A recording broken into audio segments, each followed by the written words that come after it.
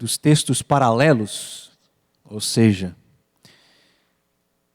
dos outros evangelhos que narram a mesma história aqui, Mateus é o evangelho que mais detalha sobre as palavras que Jesus utilizou e se referiu àquilo que ele mesmo já havia dito inicialmente e que nós sabemos, né, e a gente sempre lembra, que foi a respeito daquela profecia.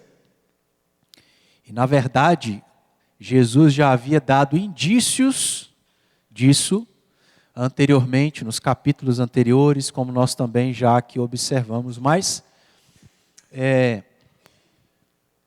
no capítulo 24, Jesus, de maneira clara, vai falar sobre a destruição do templo. E, diante da indagação dos seus discípulos, Jesus vai responder quais seriam os sinais, não a princípio, da volta dele e nem da consumação do século, mas do que ele havia profetizado, a destruição de Jerusalém, que pelos dados da história nós sabemos que aconteceu no ano 70, 40 anos após esse momento que Jesus então fez essa profecia. Nós investimos aqui algumas quintas-feiras para a gente olhar tanto para a palavra de Deus quanto para a própria história, o contexto, ou melhor dizendo, contexto não, informações a respeito daquilo que nós estamos dizendo, né? De que esses sinais se referiam mais precisamente à profecia de Jesus, a destruição do templo, que não necessariamente estava relacionado à volta dele e ao fim do mundo. E nós já trabalhamos 2 desses sinais. A partir do versículo de número 5, Jesus passa a responder à pergunta dos discípulos, apresentando aqui os sinais. E o primeiro desses sinais, versículo 5, é que antes da destruição do templo de Jerusalém, muitos se levantariam dizendo ser o Cristo, e com isso enganariam a muitos. Então Jesus, no versículo 4, dá uma advertência antes de falar sobre esse sinal. Vede que diante do que vai acontecer, porque eu estou dizendo que isso se cumprirá como um sinal, vede que quando surgirem falsos cristos, vede que quando pessoas se levantarem dizendo ser o Cristo, vocês não sejam enganados. Em alguns momentos aqui, nós enfatizamos e destacamos esse aspecto didático dos sinais, que são ou que servem para Deus estar ajudando, vamos assim dizer, o seu povo, os preparando para que quando estas coisas acontecessem, eles então não fossem pegos de surpresa, mas estivessem cientes e preparados para tudo aquilo que Jesus vai discorrer. Então nós temos esse aspecto de cuidado de um Deus que em todo o tempo está alertando o seu povo. E meus irmãos, já abrindo um outro parênteses nesse sentido, nós vamos olhar toda a história narrada nas Escrituras a respeito do povo de Deus agindo dessa forma, cuidando, tendo paciência, sendo longânimo, levantando profetas, apresentando profecias, sinais, etc., e etc., para que o povo estivesse preparado, para que o povo pudesse dar atenção para essas coisas e, diante disso, lidarem de uma maneira melhor para quando algumas coisas que Deus permitiria acontecer com o seu povo, então acontecesse.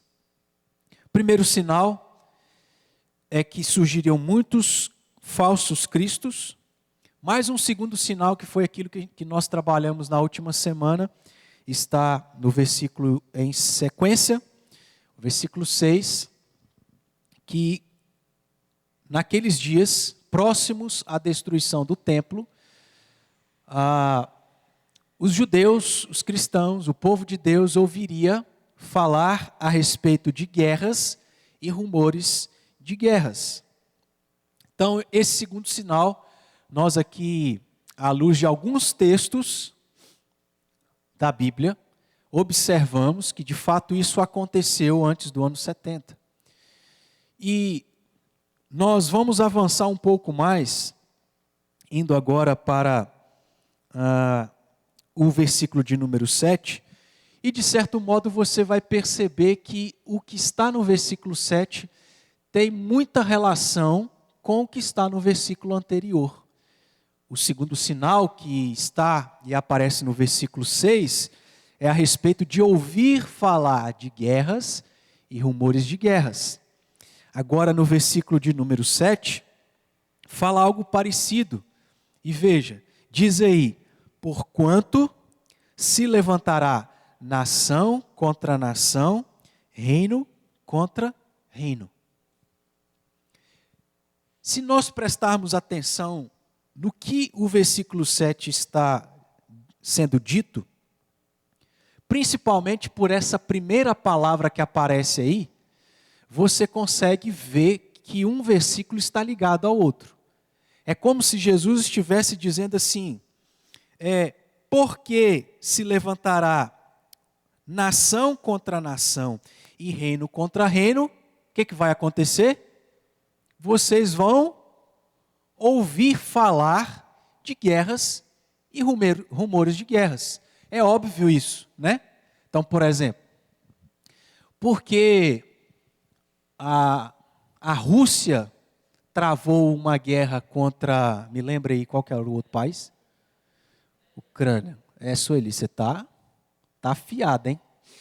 Porque a Rússia travou uma guerra contra a Ucrânia, nós ouvimos falar de guerras e rumores de guerras. Então é a mesma situação, e essa primeira parte do versículo 7 com essa parte do versículo 6 são versículos que tratam sobre a mesma coisa, o mesmo sinal, porque o versículo 7 complementa o versículo 6 ou vice-versa. O nosso foco, então, olhando para o versículo 7, será a parte final. A parte inicial está aí linkada com o versículo 6, que é o segundo sinal.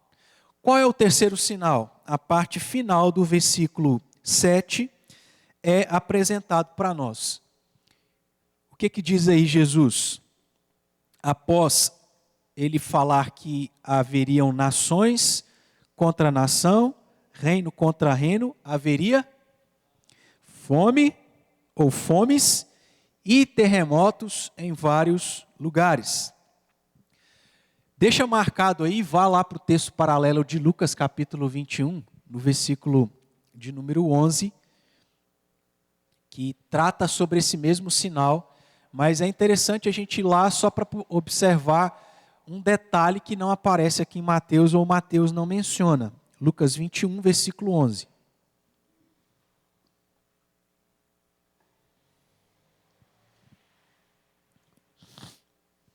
Algum irmão leia para nós, por favor. Lucas 21, versículo 11.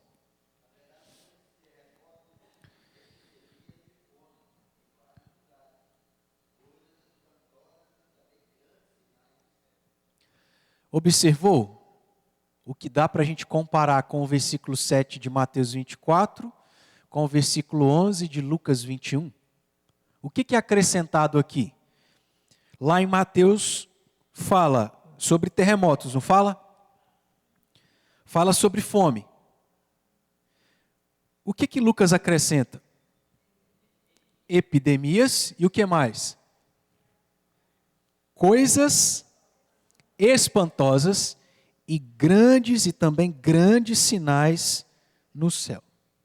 O terceiro sinal, então vamos relembrar. Qual é o primeiro sinal? Sobre a destruição do templo de Jerusalém que aconteceria no ano 70. Qual o primeiro sinal? Falsos cristos. Qual o segundo sinal? Ouvireis, se levantaria nação contra nação, reino contra reino, e aí então ouviriam falar sobre guerras e rumores de guerras.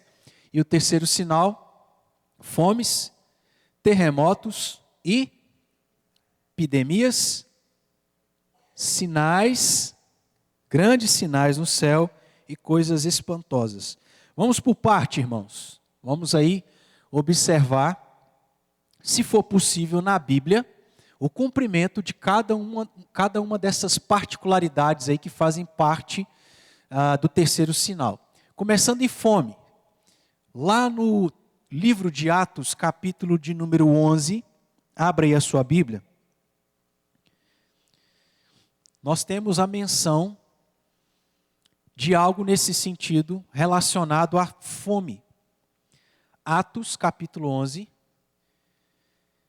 versículos 27 a 30.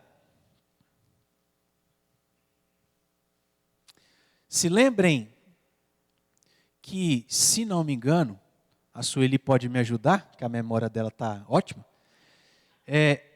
Na última semana, eu falei que todos os livros, exceto os livros escritos por João, foram escritos antes do ano 70. Então, João não escreveu o livro de Atos. Quem escreveu foi? Isso. O livro de Atos foi escrito antes do ano 70. Então, antes do ano 70, Lucas vai registrar algo que aconteceu aqui. Versículo 27.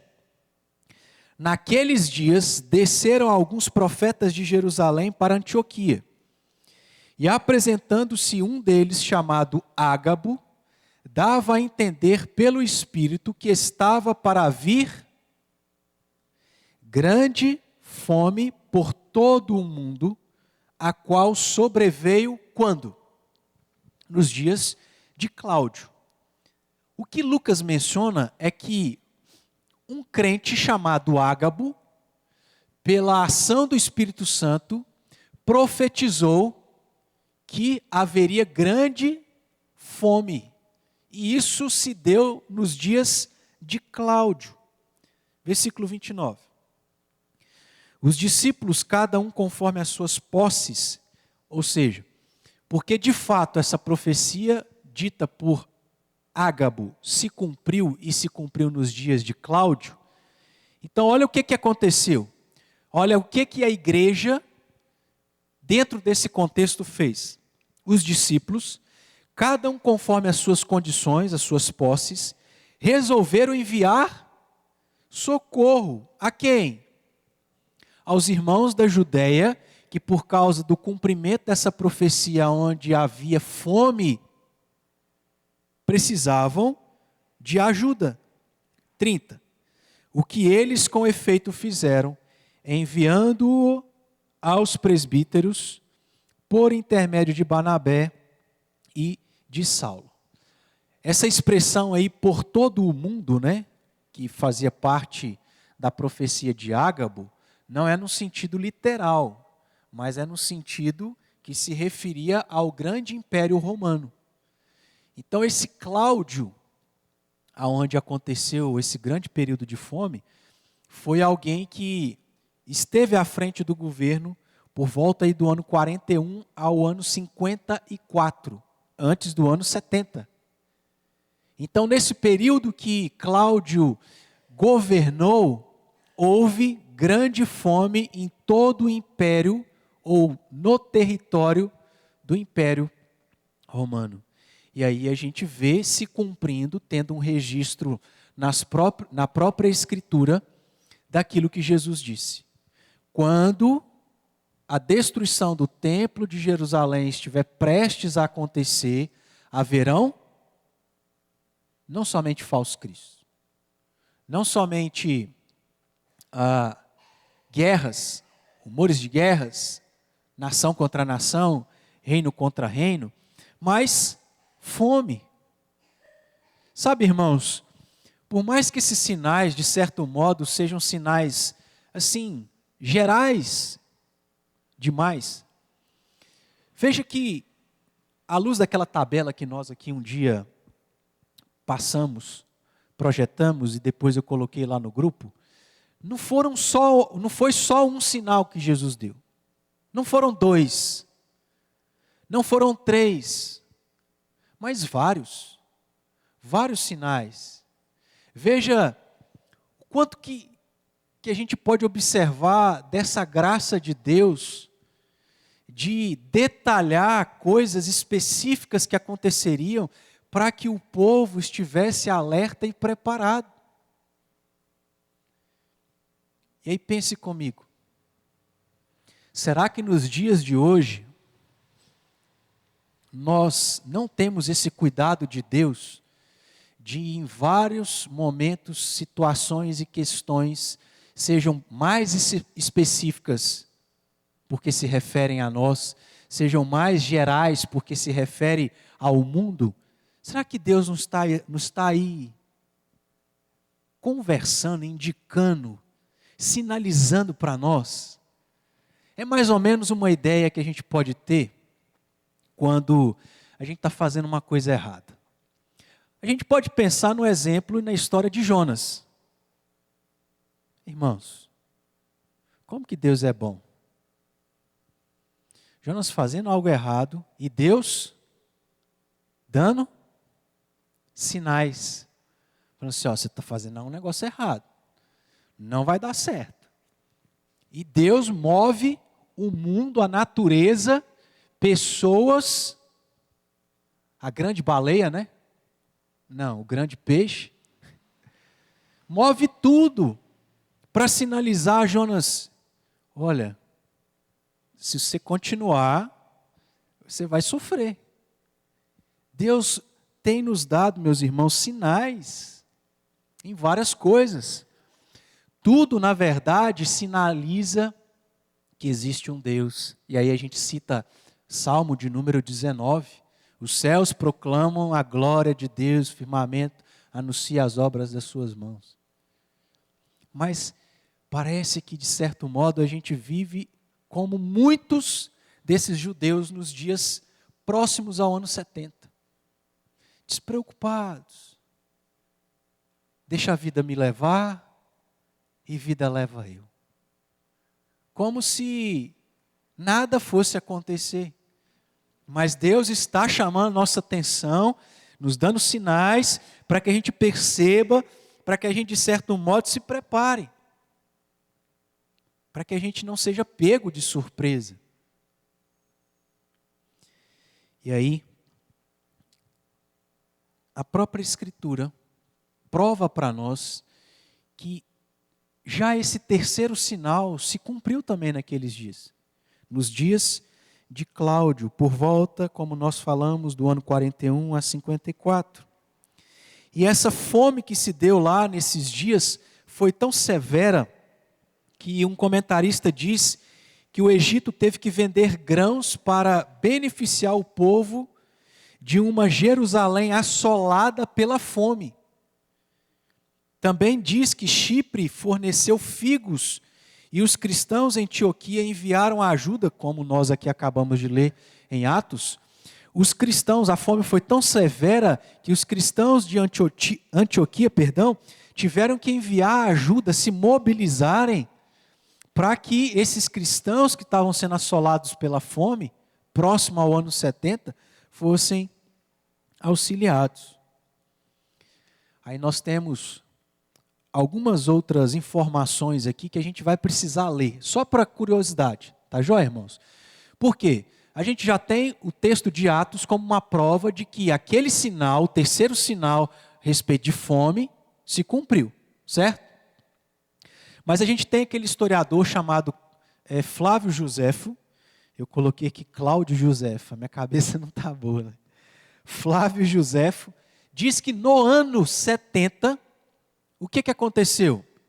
Roma, no objetivo de invadir Jerusalém, sitia a cidade, sabe por quantos meses? Por 5 meses. Por 5 meses, os romanos não deixaram que ninguém saísse nem entrasse. Que nada saísse e que nada entrasse. Por 5 meses. Se lembra aí daqueles dias onde nós tivemos a greve dos caminhoneiros? Faltou ou não faltou coisa para nós? Não se viu pessoas desesperadas, indo lá no supermercado para comprar e abarrotar as suas dispensas de biscoito, de arroz, de água. A ideia é mais ou menos essa. Imagina toda a região aqui que pertence a Patos ser bloqueada, nada sai, nada entra por 5 meses. Um comentarista então vai dizer assim: ninguém podia entrar, ninguém podia sair. E logo a fome começou a tomar conta da cidade.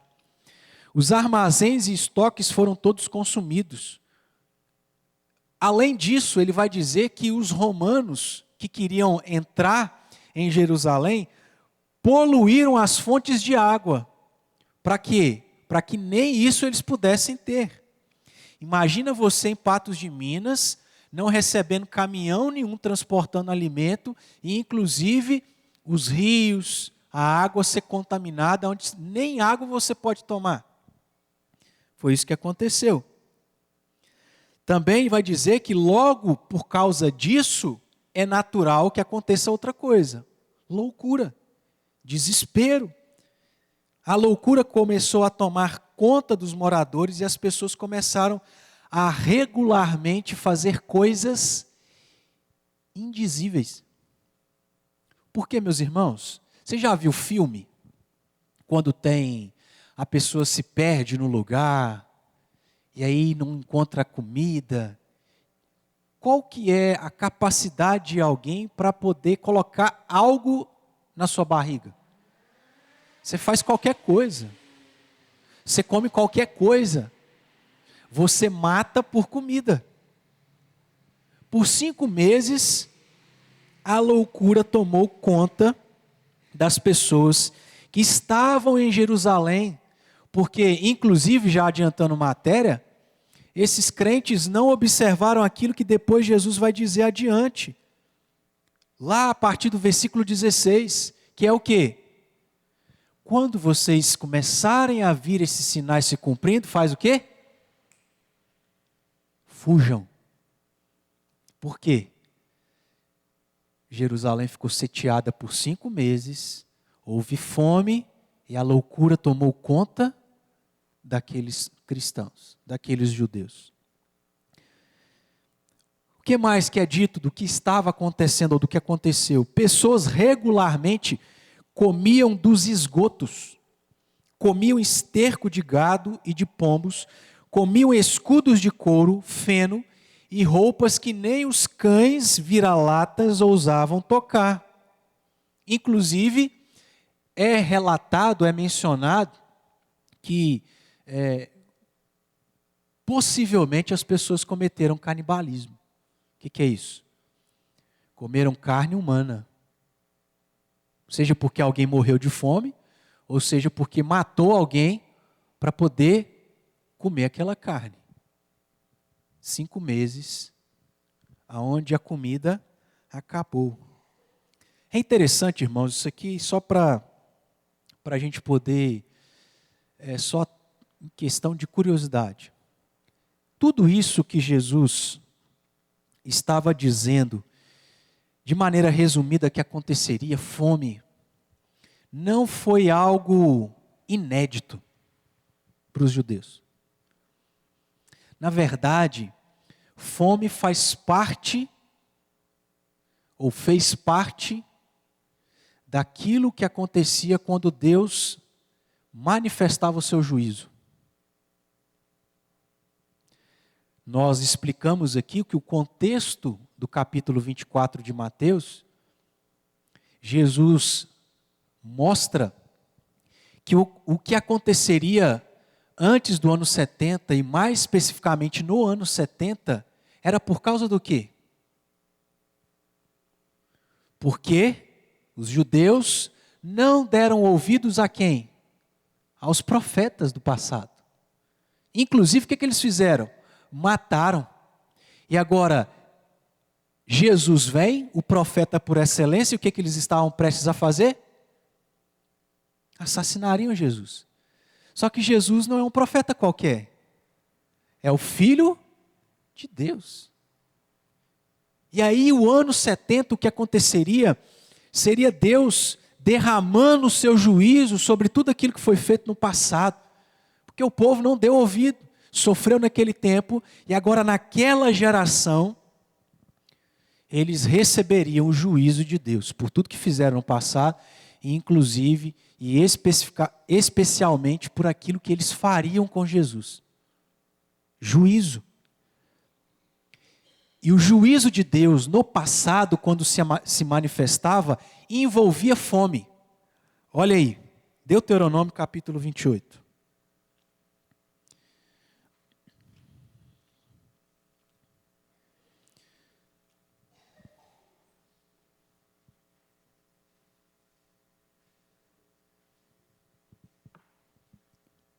Deuteronômio 28. A partir do versículo 15, o que está aí no título? O que está aí? Os castigos quando se desobedece, há castigo, porque Deus é justo, derrama o seu juízo, inclusive contra o seu próprio povo. Nós não vamos ler todo o texto, porque ele é longo, mas olha aí versículos 53 a 58. Rapidinho. Comerás o fruto do teu ventre. O que é isso, irmãos? O que é fruto do ventre? Comerás, olha que está explicado aí adiante. Comerás o fruto do teu ventre, a carne de teus filhos e de tuas filhas, que te der o Senhor teu Deus na angústia e no aperto com que os teus inimigos te apertaram. O próprio Deus está dizendo, olha só. Irmão, você está entendendo como que Deus é? E como que a gente eu não quero usar a palavra burro, né? Mas como que a gente é ignorante? Porque Deus dá profeta, Deus dá sinal, Deus dá milagre, Deus faz isso, faz aquilo outro. Deus inclusive fala assim, se vocês não derem ouvidos e me desobedecerem, eu também vou especificar uma coisa que vai acontecer. Vocês serão amaldiçoados. E o que fará parte dessa maldição? Isso, aquilo outro, fome, ao ponto de vocês comerem os filhos de vocês. Mas sabe, irmãos, a gente ouve certas coisas e acha que isso não é verdade, não vai acontecer. Está tudo bem, está tudo uma paz, não é? Quem aqui imaginou que em 2021 a gente ia viver uma pandemia? Levanta a mão. Ninguém. Quem imaginou que ia perder o trabalho? Quem imaginou que ia acabar o dinheiro? Deus está dando seus sinais, irmãos. E a gente tem que estar atento a isso. Enquanto é tempo. Vamos lá, 54. O mais mimoso dos homens e o mais delicado do teu meio será mesquinho para com seu irmão. Olha só. Deus está dizendo assim. Porque vocês não deram ouvidos, continuaram tendo uma vida ímpia, devassa, pecaminosa, eu vou derramar o meu juízo contra vocês, castigarei com fome. E por causa da fome, a pessoa de coração mais bondoso, pensa aí numa pessoa bondosa, meiga. Nós temos muitas aqui, né? E muitos. Você conseguiria imaginar, por exemplo, vamos pensar na Lúcia, na dona Lilia. Você conseguiria imaginar elas fazendo algum mal? Assim, é lógico que elas são pecadoras, né? Não. Mas, meu irmão, na hora da fome, faz qualquer coisa. A gente mostra aquilo que nós somos. É isso que Deus está dizendo.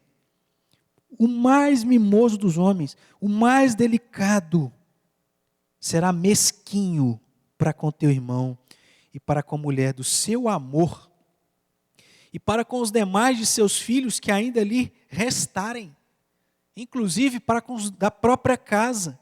55.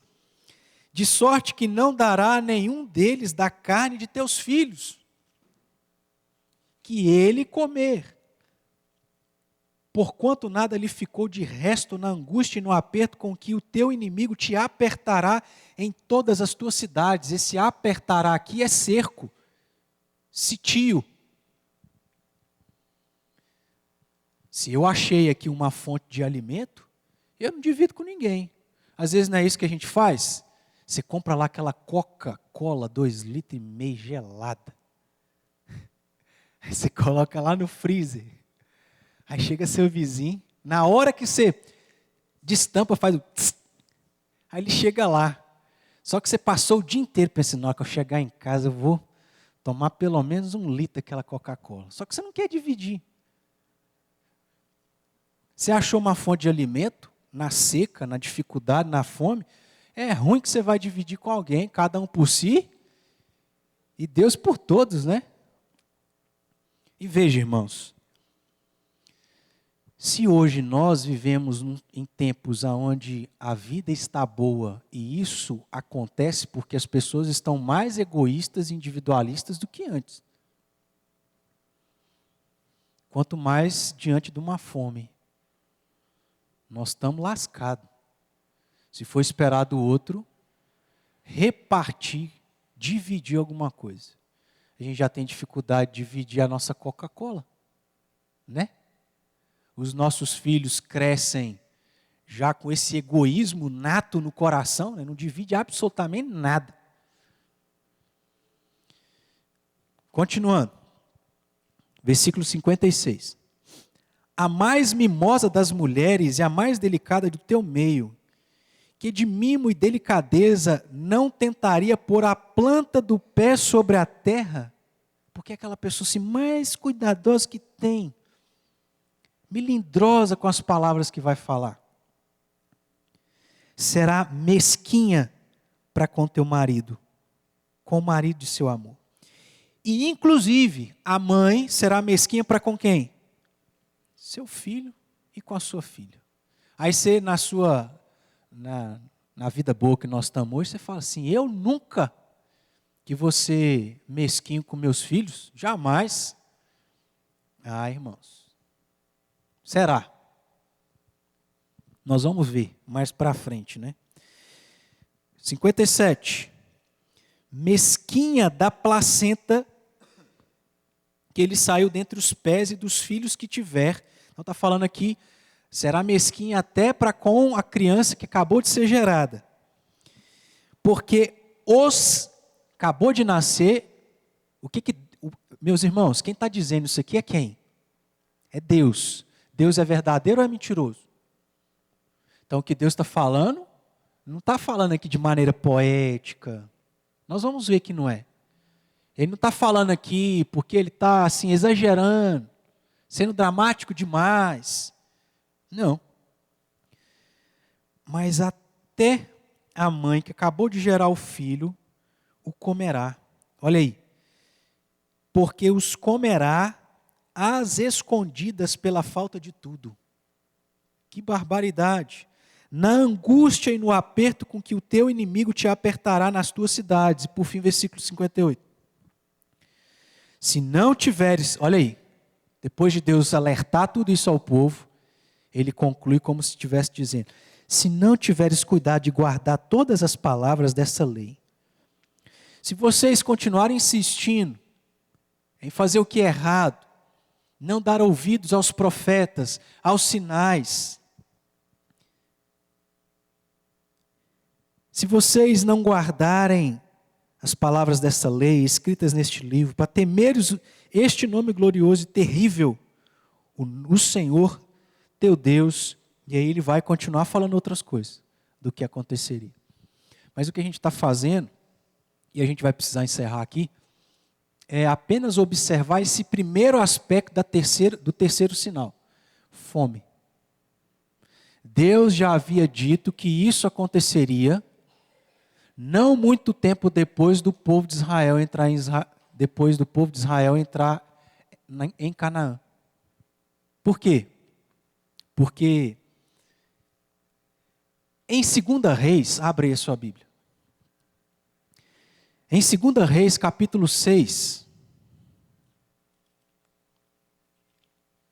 nós temos o relato do cumprimento disso que Deus falou que aconteceria se o povo não desse ouvidos à sua palavra, à sua lei. 2 Reis, capítulo 6, versículos 24 a 30. Qual que é o título aí?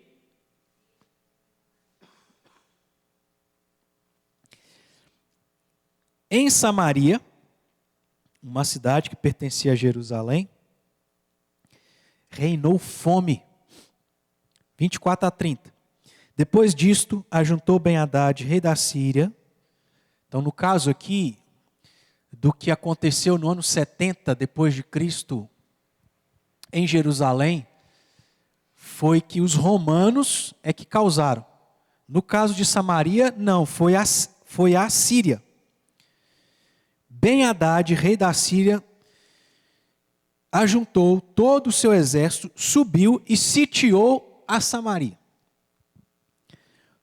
25, olha aí, começa o texto dizendo: houve grande fome em Samaria.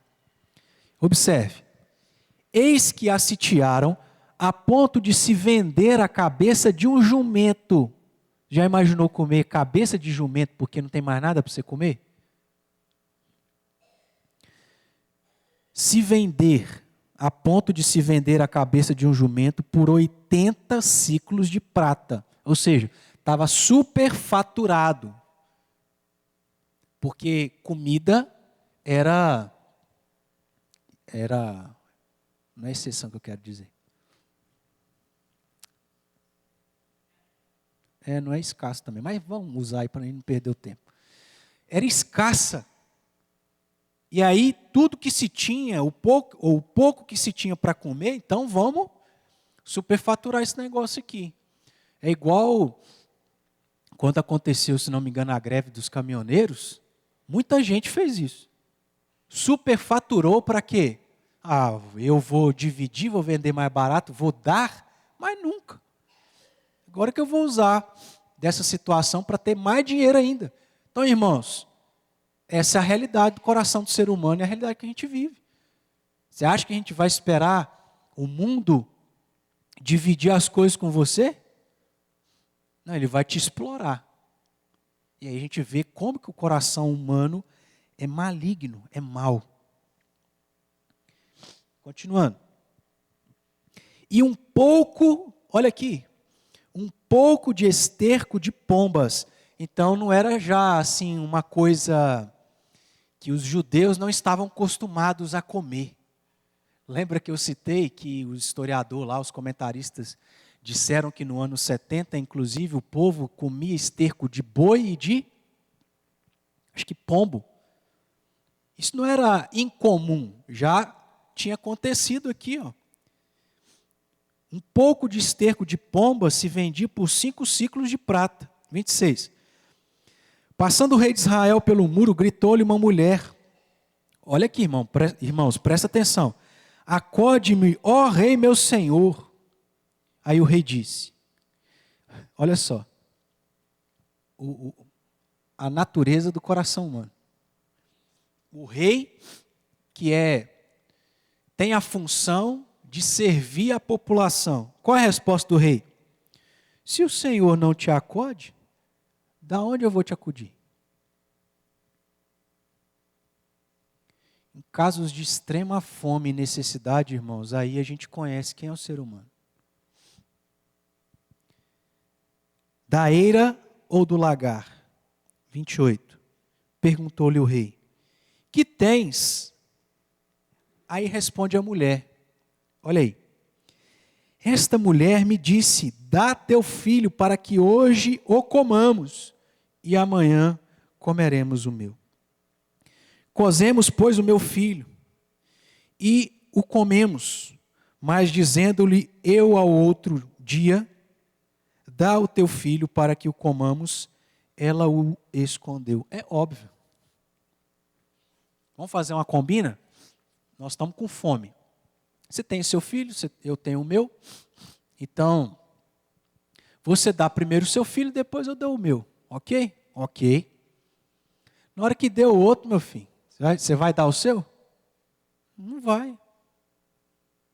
Isso o povo de Israel já tinha experimentado, irmãos. E no ano 70, experimentaram de novo. A fome era tão severa que muitos provavelmente mataram o seu próximo para poder ter o que comer. Último texto aqui para a gente encerrar. Jeremias 19, 9.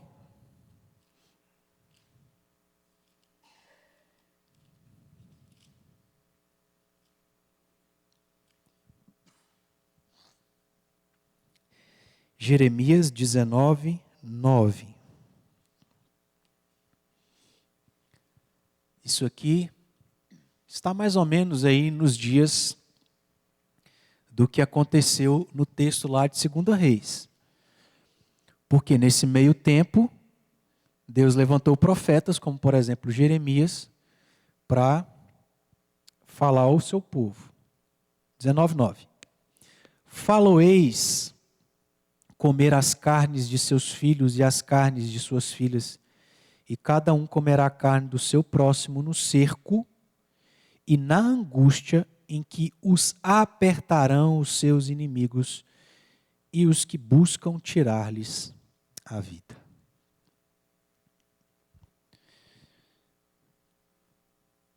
Terceiro sinal é que Jesus disse que quando Jerusalém estivesse para ser destruída e o seu templo, tudo isso aconteceria. Fomes. E isso aconteceu. Porque o povo não deu ouvidos. Porque o povo mais uma vez matou um profeta. Porque mais uma vez o povo insistiu em viver em pecado. Irmãos, é muito sério, né? Porque é o que eu costumo dizer. Pela obra de Cristo Jesus, nada nos faz perder a salvação. Todos nós devemos crer nisso. Nós não vamos perder a salvação. Deus não nos chama para pecar, mas nós pecamos. Inclusive insistimos em vários pecados que por dificuldade ou qualquer outra razão a gente continua mantendo a nossa vida. Nós não vamos perder a salvação se de fato e verdadeiramente cremos em Cristo. Mas, meus irmãos, não dá para crer em Cristo, ser chamado para uma vida de santidade e a gente viver de qualquer jeito. Podemos ir para o céu. Sansão foi para o céu. Mas vamos lembrar como é que foi a vida de Sansão. Podemos ir para o céu. Mas a gente não pode esquecer que o nosso Deus é um Deus terrível. Foi isso que o próprio Deus falou dele mesmo lá em Deuteronômio 28. Terrível. Porque ele é justo. Ele é longânimo. Mas não dá para ficar brincando. Não dá para matar o Filho de Deus e achar que vai ficar por isso mesmo. Então, irmãos, nós temos que levar a sério, pedir a Deus misericórdia para a gente mudar o que precisa ser mudado. Porque se nós estamos com nossos ouvidos tampados, coração endurecido, olhos cegos, para aquilo que Deus quer que a gente faça, os sinais estão aí. As coisas vão acontecer. E aí você vai ser pego de surpresa. Vocês estão entendendo esse aspecto que eu estou dizendo? Eu não quero dizer com isso, irmãos, que quem estiver atento não vai morrer, não vai sofrer, porque Deus tem os seus propósitos, certo? Nós temos aí a vida dos apóstolos que viveram de maneira tão certa, mas quase todos eles foram mártires. Não quer dizer que viver uma vida certa, a gente está aprendendo isso em 1 Pedro, vai nos impedir, nos livrar de sofrer. Mas vamos ser sensatos. Buscar ter uma vida pecaminosa diante de Deus, não levando a vida a sério, não dando valor e importância para os sinais, a gente corre risco de Deus aplicar a sua justiça sobre a nossa vida. Que nós então possamos dar ouvidos, corrigir a nossa vida e nos preparar para que dentro daquilo que a gente puder fazer, a gente faça. Agora, o que cabe a Deus é com Ele. O que vai acontecer, exemplo, quando você passa mal, o que é o sensato fazer? Você fazer sua parte, de cuidar, de ir no médico, de comprar o remédio, tomar o remédio direito, para você melhorar. Porque dependendo do que for, se você não fizer isso, o que vai acontecer com você? O que vai acontecer? Você vai morrer. Então nós temos que ser sensatos e principalmente considerar esse aspecto de peso. Não dá para ser crente, viver de qualquer forma, porque ainda que a gente creia verdadeiramente em Deus e tenha essa vida que nós não deveríamos ter, Deus é juízo, Deus é justo. E Ele está dando sinais, olha, estou avisando, é isso mesmo. Aí Ele vai e manda lá aquele irmãozinho que você tem da igreja para te falar uma verdade. Para quê? Sinal. Não continua não. Até a hora que acontece. Aí a gente sofre. Sem precisar sofrer. Estão entendendo, irmãos? Então nós vamos parar por aqui, porque a gente já avançou. Depois a gente observa aí, olhando para a história, cumprimento dos terremotos, cumprimento das epidemias, dos grandes sinais. Qual que é o outro lá? Esqueci. Mas é basicamente esses aí. Alguma dúvida, pergunta, acréscimo? Não? Todo mundo entendeu? No próximo estudo, próxima quinta-feira eu vou escolher